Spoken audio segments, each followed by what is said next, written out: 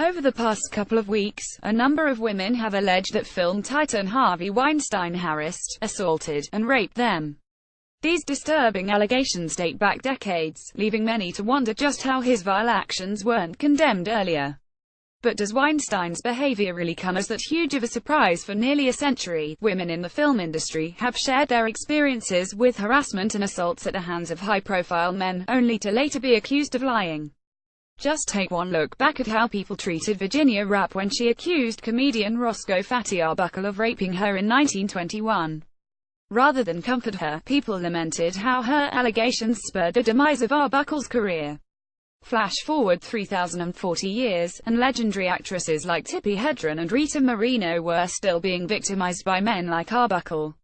In a recent interview with the Daily Beast, Hedren recalled how Alfred Hitchcock made unwanted advances while filming The Birds and Marnie. "Hitchcock leaned over and tried to kiss me when we were about to get out of the car," she said. "It was like, I want to do this now where everybody can see what we're doing, and I said, oh get off."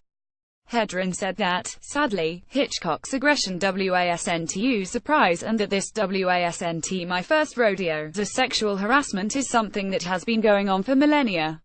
She later added that men like Hitchcock and Weinstein think they can get away with these antics because they have a tremendous amount of power and a great deal of money. Pic.twitter.com Pan, Tippi Hedren at Tippi Hedren October 11, 2017. For transparency's sake, it's important to note that Hedren also stated that women need to be responsible for not letting such situations get out of hand.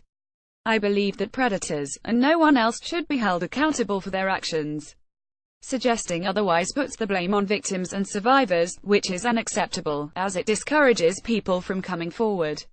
Though I respect the fact that Hedren risked her own career back in the 60s by calling out Hitchcock's behavior, the reality is that so many women are terrified to lose their jobs and thus tolerate harassment in the workplace. This was the case for Moreno, who said that she was scared to distance herself from Buddy Adler, who in the 50s was a Fox studio chief. "He just took one look at me and said ooh," she recalled while at the Paley Center for Media's Gala for Women in Television, according to Variety. Later, she added, "I just kind of knew this was not the person I wanted to mess around with. You can imagine, as a Latino kid, it was so important for me to be in movies. I wanted to be a movie star so badly." For a year, Moreno diligently worked to dodge private meetings with Adler and his attempts to come and get her. Though he eventually quit harassing her, she said, "You never get over something like that."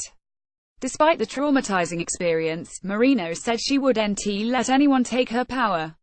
"I just want to say, you know what, I'm still fucking here." Moreno's words should become a battle cry of sorts for all survivors who doubt themselves or feel that they're in some way less earthen because of their experiences. By supporting each other, believing in one another and in ourselves, we can take back the power that the Weinsteins, Adlers, and Hitchcocks so arrogantly believe is theirs to keep.